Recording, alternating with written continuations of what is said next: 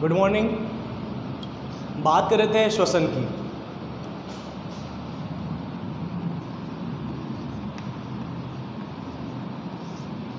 श्वसन बहुत ज़रूरी है सभी के लिए, डेली लाइफ के लिए, डेली फंक्शंस के लिए, सर्वाइवल के लिए, जीवित रहने के लिए, नीट क्लियर करने के लिए, 12th में पास होने के लिए, 11th में पास होने के लिए, सब जगह श्वसन बहुत ज़्यादा ज़रूरी है।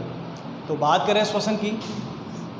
इस लेक्चर में मैं आपको श्वसन की ब्रीफ समरी बताऊंगा। पूरी समरी जो है वो समरी बताऊंगा मैं आपको, और बहुत ब्रीफ, बहुत संक्षिप्त में आपको पूरा इसका जो सार है वो बताऊंगा, होता क्या है इसमें और कैसे हो रहा है।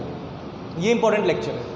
ये लेक्चर अगर समझ में आया तो इसके बाद के जो दो लेक्चर हैं आपके, जो 2-3 लेक्चर होंगे, ग्लाइकोलाइसिस, क्रैब्स साइकिल और इलेक्ट्रॉन परिवहन श्रृंखला वाले, वो सारे आपको बहुत अच्छे से, बहुत आराम से समझ में आएंगे। तो ये समझना ज़रूरी है। ये लेक्चर कुछ ज़्यादा ही इम्पॉर्टेंट है, उनसे भी ज़्यादा। ये समझ लिया तो वो बहुत ईजी समझ में आएंगे। और उन लेक्चर्स में अगर कहीं पर भी डाउट होगा तो इस लेक्चर को देख लोगे तो वो डाउट इससे क्लियर हो जाएगा। ठीक है, तो ये थोड़ा सा इम्पॉर्टेंट है। मैंने आपको उस दिन भी कहा था, जब भी हम कुछ पढ़ना स्टार्ट करते हैं, नोट्स लिखते हैं, तो ऊपर एक नाम लिखते हैं, भगवान का नाम लिख देते हैं। तो यहाँ पर भी जो है हम एक नाम ऐसा है जो लिखेंगे, एक रिएक्शन लिखेंगे। जब भी हम श्वसन की बात करें तो ऊपर एक रिएक्शन, एक अभिक्रिया लिखेंगे। वो अभिक्रिया होगी श्वसन की। सेम बिल्कुल काम हम करेंगे फोटोसिंथेसिस, प्रकाश संश्लेषण में। जब प्रकाश संश्लेषण पढ़ेंगे तो उसमें भी हमें एक नाम ऊपर लिखना होगा, एक रिएक्शन, नाम नहीं है वो, एक अभिक्रिया है। तो हर लेक्चर से पहले वो अभिक्रिया ऊपर लिखनी होगी। वो ज़्यादा ठीक रहेगा, उसमें पढ़ने में ईजी रहेगा और आपको समझ में भी ज़्यादा अच्छा आएगा। चलो मैं अभिक्रिया लिख देता हूँ। वही अभिक्रिया जो मैंने पिछले लेक्चर में लिखी थी। सिंपल सी रिएक्शन है, C6H12O6 प्लस 6O2 फॉर्मेशन हो जाएगा 6CO2 प्लस 6H2O प्लस 36 या 38 ATP का। यही तो अभिक्रिया है जो उसने लिखी थी, सेम है। एक ग्लूकोज का मॉलिक्यूल है, ग्लूकोज का अणु है, 6 ऑक्सीजन है और निर्माण हो रहा है। जो अंतिम उत्पाद है वो है 6 CO2, 6 कार्बन डाइऑक्साइड, 6 H2O, 6 अणु हैं जल के, साथ में 36 या 38 ATP का भी निर्माण यहाँ पर होगा। 686 किलो कैलोरी एनर्जी प्रेजेंट होती है, जो ऊर्जा होती है इसके अंदर, तो वो भी इस तरह से लिख सकते हैं 686। ये तो हो गया आपके वायवीय श्वसन। अब बात करेंगे अवायवीय श्वसन की। तो जो अवायवीय श्वसन है उसकी अभिक्रिया कुछ इस तरह की होगी, C6H12O6, एरो लग जाएगा बिल्कुल वैसा ही जैसा ऊपर लगाया था, क्योंकि अभिक्रिया में तो यही प्रोसीजर है। इसके बाद में अब जो बनेगा वो कुछ लोगों का फेवरेट प्रोडक्ट हो सकता है, 2C2H5OH, एथेनॉल होगा ये। साथ में यहाँ पर फॉर्मेशन होगा 2CO2 का प्लस 2 ATP।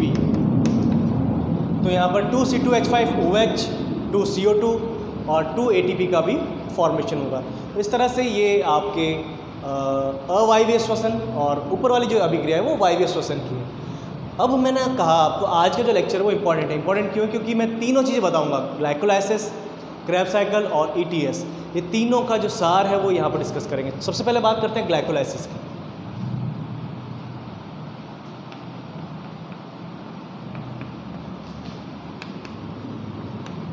अब ये ग्लाइकोलाइसिस क्या चीज़ है?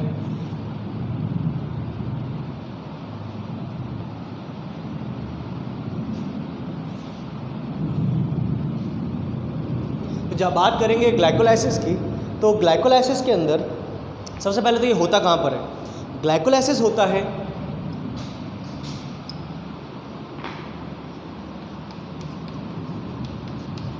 कोशिका द्रव्य में, साइटोप्लाज्म में। तो जो कोशिका द्रव्य है उसमें ये पूरा होगा प्रोसेस। इसमें होता क्या है, सिंपल सा एक लाइन में बताऊंगा मैं।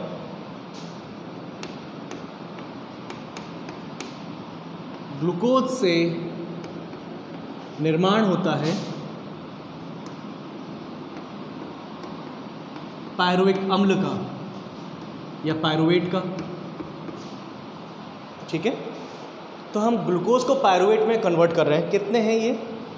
एक ग्लूकोज है और उससे 2 पायरुविक एसिड का, 2 पायरुवेट का निर्माण हो रहा है।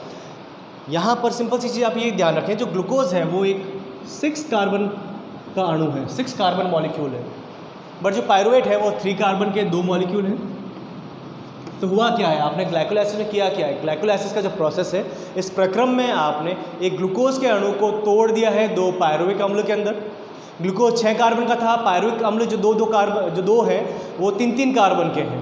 ये होता किस में है? अभी एरोबिक में हो रहा है, वायवीय श्वसन में हो रहा है या अवायवीय श्वसन में हो रहा है? ये चलेगा आपके दोनों के अंदर, वायवीय व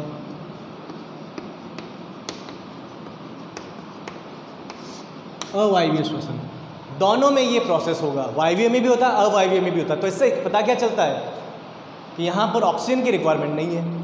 सिंपल सी चीज़ है कि जब ये वायवीय में भी हो रहा है, अवायवीय में भी हो रहा है, तो इसका मतलब ये हो गया ना, यहाँ पर ऑक्सीजन की ज़रूरत ही नहीं है, बिना ऑक्सीजन के हो रहा है ये। तो ऑक्सीजन की ज़रूरत कहाँ पर है? बाद में। यहाँ पर मैंने 6O2 लिखा है, तो वो यहाँ काम नहीं आ रही है, वो बाद में काम आएगी। चलो ये हो गया। अब इसकी समरी में थोड़ा और देखते हैं, इसमें हमें फ़ायदा क्या हुआ। हमने एक ग्लूकोज से 2 ATP बना लिए, 2 पायरुविक अम्ल बना लिए, लेकिन उससे बेनिफिट क्या हुआ, हमें फ़ायदा क्या मिला उससे, तो वो फ़ायदा देखते हैं। तो जब आपको एक ग्लाइकोलाइसिस चलाना है, यानी एक ग्लूकोज से 2 पायरुवेट बनाने हैं, तो उस टाइम आपको 2 ATP खर्च करने पड़ेंगे। तो वहाँ पर आप 2 ATP खर्च करेंगे। तो जो खर्च हो रहा है वो मैं लिख देता हूँ। मैंने लिखा हानि,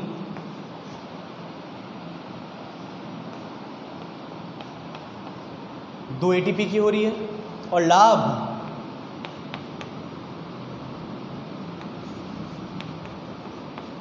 हानि की बात की मैंने, तो हानि हो रही है 2 ATP की, यानी 2 ATP मुझे खर्च करने ही पड़ेंगे अगर मुझे चलाना है, उसके बिना मैं नहीं चला सकता, पॉसिबल ही नहीं है।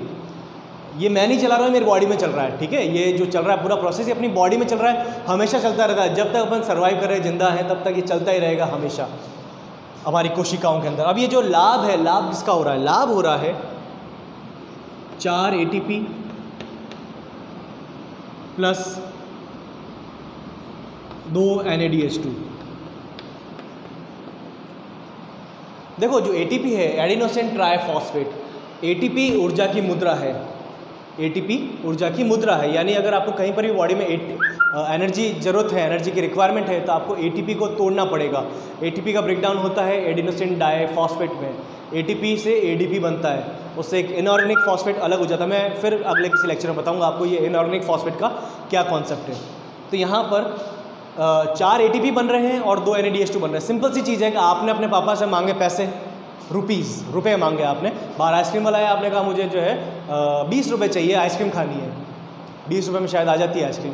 तो 20 रुपये या 50 रुपये आपने मांगे, चलो आपने 50 रुपये मांगे आइसक्रीम खाने के लिए। बाहर एक फेरी वाला आया, उसने आपको आइसक्रीम, आपने देखा उसको, आपके पापा ने क्या किया, आपके पापा ने आपको 10 रुपये दिए और बाकी जो है एक $1 का नोट दे दिया। अब आप उस $1 के नोट की आइसक्रीम खरीद सकते हैं?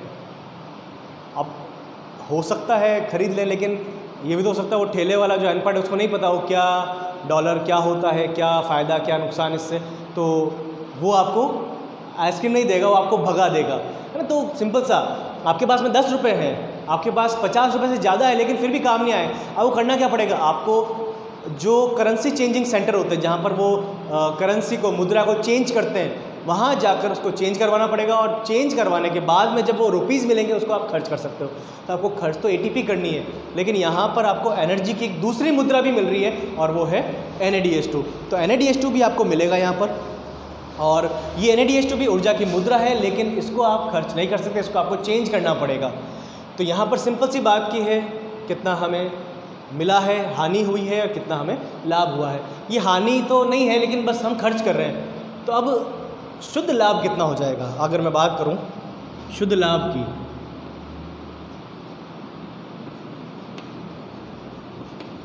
तो शुद्ध लाभ देखो 2 अलग अलग होगा, वायवीय में अलग और अवायवीय में अलग, ठीक है।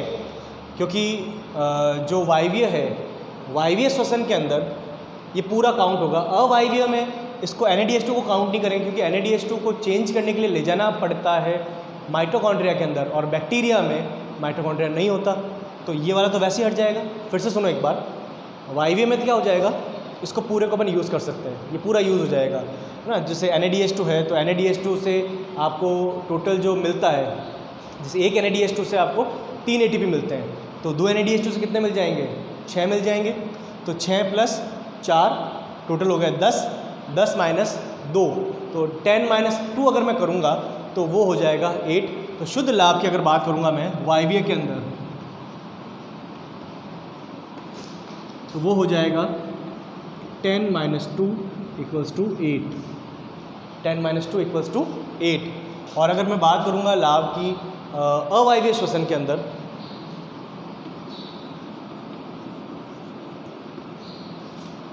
तो यहाँ पर इसको तो मैं हटा ही दूंगा ना, ये तो काउंट ही नहीं होगा। तो 4 - 2 करूँगा मैं = 2, 4 में से 2 घटाया तो 2 बचा, तो 2 ही तो लिखा मैंने ATP, 2 ही ATP यहाँ पर मिलते हैं आपको। तो ये सिंपल सी कंडीशन है ग्लाइकोलाइसिस की। अब बात करते हैं आगे क्रेब्स साइकिल की। दूसरा है आपके क्रेब्स चक्र।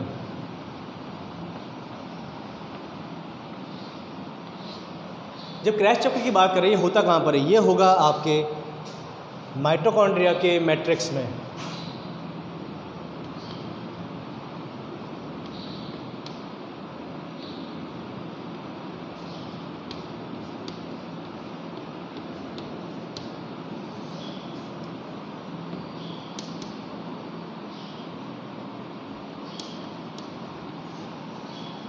ये हुआ आपके माइटोकॉन्ड्रिया के मैट्रिक्स में, जो अधात्री होती है माइटोकॉन्ड्रिया की, वहाँ पर चलता है। इसको TCA चक्र भी कहते हैं, ट्राई कार्बोक्सिलिक एसिड चक्र। इसको सिट्रिक एसिड चक्र भी कहते हैं, क्योंकि इसके अंदर सिट्रिक एसिड का निर्माण होता है। जो प्रथम स्थायी उत्पाद बनता है वो सिट्रिक एसिड होता है, और सिट्रिक एसिड बन रहा है इसके अंदर, इसलिए प्रथम स्थायी उत्पाद, इसलिए इसको सिट्रिक एसिड चक्र भी कहते हैं। इसको ट्राई कार्बोक्सिलिक एसिड चक्र या TCA चक्र भी कहते हैं, क्योंकि इसमें 3 कार्बोक्सिलिक एसिड वाला एक उत्पाद बन रहा है। चलो आगे बात करते हैं इसके अंदर। ये होता किस में है, जैसे ऊपर लिखा है वैसे यहाँ पर ये मात्र वायवीय श्वसन में ही होता है।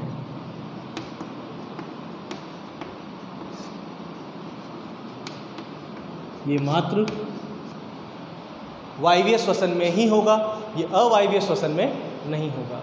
ठीक है, तो अवायवीय श्वसन में फिर आगे पढ़ने की ज़रूरत ही नहीं है, यहाँ तक पढ़ेंगे। और यहाँ पर ये वायवीय श्वसन में हो रहा है, तो जब हम बात करेंगे वायवीय श्वसन की तो उसमें इसको भी डिस्कस करेंगे। अब इसमें देखते हैं कितना, इसमें देखो यहाँ पर जैसे मैंने लिखा है ग्लूकोज से पायरुवेट बन रहा है, लेकिन यहाँ पर मैं ऐसा कुछ लिख नहीं सकता, क्योंकि एक्चुअल में प्रॉब्लम ये है, जैसे ग्लाइकोलाइसिस की बात करते हैं तो ग्लाइकोलाइसिस स्टार्ट होता है ग्लूकोज से, ग्लूकोज से glucose 6 phosphate, fructose 6 phosphate, fructose 1,6 diphosphate, 3 phosphoglyceric acid, 3 phosphoglyceraldehyde, 1,3 डाइफॉस्फोग्लिसरल्डिहाइड, 1,3 diphosphoglyceric acid, 3 phosphoglyceric acid, 2 phosphoglyceric acid, phosphoenol pyruvic acid, और लास्ट में बनता है पायरुविक एसिड या पायरुविक अम्ल। तो ये तो एक प्रोसेस है जिसमें एक सबसे ऊपर है, एक सबसे लास्ट में बन रहा है, लेकिन इसमें ऐसा नहीं है, क्रैब साइकिल में ऐसा नहीं है। क्रैब साइकिल में क्या होता है, पायरुविक एसिड है, पायरुविक अम्ल से बनेगा acetyl coenzyme A, acetyl coenzyme A प्रवेश करेगा आपके माइटोकॉन्ड्रिया के मैट्रिक्स के अंदर। माइटोकॉन्ड्रिया के मैट्रिक्स में पहले से उपस्थित है ऑक्सलो एसिटिक एसिड, ऑक्सलो एसिटिक एसिड के साथ मिलकर निर्माण करेगा सिट्रिक एसिड का, सिट्रिक एसिड से निर्माण होगा आइसोसिट्रिक एसिड का, लेकिन 2 स्टेप में, पहले इससे सेकोनिटिक एसिड बनेगा, फिर आइसोसिट्रिक एसिड बनेगा, उससे बनेगा ऑक्सलोसक्सिनिक एसिड, ऑक्सलोसक्सिनिक एसिड से अल्फा कीटो ग्लूटारिक एसिड जो 5 कार्बन मॉलिक्यूल है उससे 4 कार्बन मॉलिक्यूल का निर्माण होगा, सक्सिनाइल कोएंजाइम ए, फिर सक्सिनेट, फ्यूमरेट, मैलेट, और फिर से बन जाएगा आपके ऑक्सलो एसिटिक एसिड। ऑक्सलो एसिटिक एसिड फिर से अभिक्रिया करेगा आने वाले एसिटाइल कोएंजाइम ए से, और फिर बनाएगा सिट्रिक एसिड, और ये चक्र चलता रहेगा। तो यहाँ पर एक अभिक्रिया नहीं है कि इससे ये बन गया, इसलिए मैं ऐसा नहीं लिखूँगा, मैं इसको सिंपल सा लिख देता हूँ सिट्रिक एसिड। यहाँ मैं आपको सिट्रिक अम्ल लिख देता हूँ। तो सिट्रिक अम्ल से आप समझ सकते हैं इसमें बन क्या रहा है, ये प्रथम स्थायी उत्पाद है, इसके अंदर बनने वाला प्रथम स्थायी उत्पाद है सिट्रिक अम्ल। तो सिट्रिक अम्ल बना है, ट्राइकार्बोनिक एसिड भी होता है कहते हैं। अब यहाँ पर टोटल इन्वेस्टमेंट कितना हुआ, हानि कुछ भी नहीं है यहाँ पर। सबसे अच्छी बात क्या है इसकी, हानि कुछ भी नहीं है, खर्च कुछ भी नहीं किया है, जो भी मिला है वो हमें मिला ही है, जो भी हुआ है वो सब मिला है हमें, सारा कुछ हमने गेन किया है, कुछ भी खर्चा कुछ नहीं किया। तो अब मैं लिख देता हूँ गेन क्या किया यहाँ पर। तो जो लाभ है हमारा,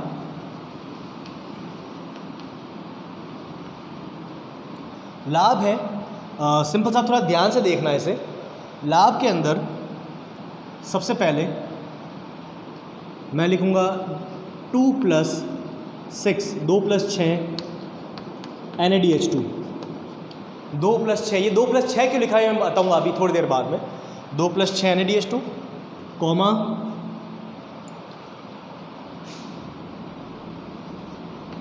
2 FADH2, कॉमा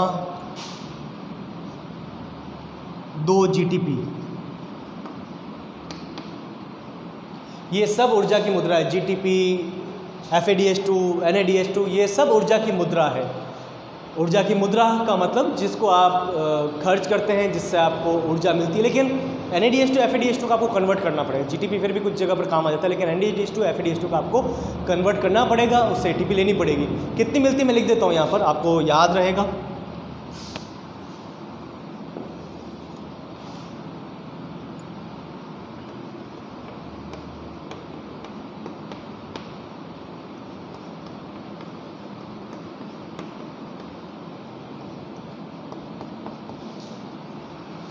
तो यहाँ पर एक NaDH2 से आपको मिलते हैं 3 ATP। अगर आप एक NaDH2 को तोड़ते हो ना तो उससे आपको 3 ATP मिल जाएंगे। जैसे $1 को अगर तोड़ते हो तो उससे आपको 70 रुपये के आसपास लगभग मिलते हैं। तो वही कंडीशन यहाँ पर है, 70 नहीं मिल रहे हैं, ये 3 ही मिल रहे हैं। FADH2 अगर तोड़ोगे तो आपको मिलेंगे 2 ATP एक से, और GTP, एक GTP 1 ATP के बराबर ही होता है। एक GTP 1 ATP के बराबर, ये लगभग वैल्यू है, ये याद रखने, इसी से हमारी कैलकुलेशन ईजी रहेगी। कुछ जगह पर चेंज भी होती है, कुछ जगह पर ये पॉइंट में भी वैल्यू आती है, डिस्कस करेंगे उनको ATS के अंदर कैसे पॉसिबल है। तो यहाँ पर अब देखो आप 2 + 6 8 NaDH2, 8 NaDH2 से ATP कितने मिलेंगे, मैं 3 से गुणा कर दूंगा, 8 या 24, तो 24 ATP इससे मिल गए। 2 FADH2 है तो 2 दूना 4, 4 और 24, 25, 26, 27, 28 और 2 GTP मतलब 2 ATP, तो 28 और 2 30, 30 + 8 38, ठीक है। 36 38 वाला जो आता है ना वो यहीं पर आता है, यहाँ पर 6 या 8 मिलता है। वो कैसे मिलेंगे ग्लाइकोलाइसिस में कल बात करेंगे, लेकिन यहाँ तो कंफर्म है 30 ही मिलेंगे। कैसे मिल रहे हैं मैंने बता दिया। तो ये समरी है क्रैब्स साइकिल की। इस तरह से हमें क्रैब्स साइकिल में टोटल 30 ATP मिलते हैं, ग्लाइकोलाइसिस में 6 या 8 मिलते हैं, और टोटल जो हमारे रिएक्शन में लिखे हुए हैं 36 या 38, वो हमारा टारगेट पूरा हो जाता है। अब बात आती है ETS क्या करता है। तो मैं फिर से इसको थोड़ा सा अलग करता हूँ और लिख देते हैं यहाँ पर। अब तीसरा आपका ETS या ETC, इलेक्ट्रॉन परिवहन तंत्र, इलेक्ट्रॉन परिवहन श्रृंखला। ये सबसे पहले चलती कहाँ पर है, ये चलती है आपके माइटोकॉन्ड्रिया की आंतरिक झिल्ली पर।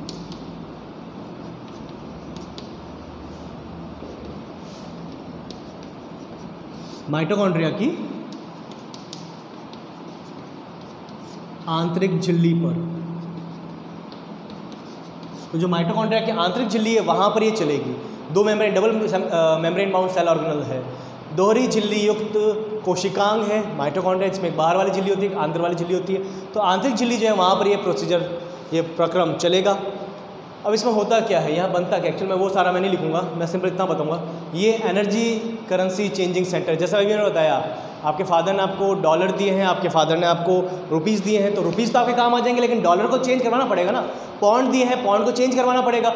यहाँ पर भी यही है, जो आपको NaDH2 मिला है, जो आपको FADH2 मिला है, ये NaDH2 और FADH2 का आपको चेंज करवाने के लिए जाना पड़ेगा माइटोकॉन्ड्रिया की इनर मेम्ब्रेन, आंतरिक झिल्ली पर।